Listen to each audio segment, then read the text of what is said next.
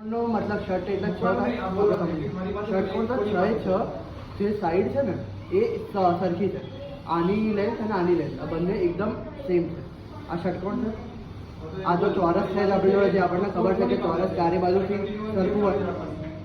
આ રીતે ખબર છે ને બધાને કે ચોરસની ચારે સાઈડ સરખી હોય. સચતુર્ભુજ કહેવાય, રૂમ્બસ, જેમાં છે ને તમારી આ બધી સાઈડ ઇક્વલ છે પણ એંગલ અલગ છે. આ સ્ક્વેર છે ને એને આગળ આપણે ખેંચી લઈએ બે બાજુથી તો નાનું થઈ જશે વચ્ચેથી. તો એ જ્યારે કરીએ ને આપણે ત્યારે સચતુર્ભુજ છે.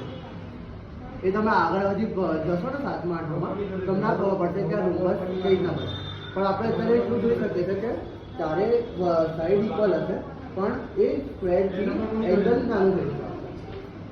અને આપણે હવે આટલી અને ટ્રાયંગલ છે જે તો આપણને ખબર હતી કે ત્રિકોણ છે આપણી જોડે.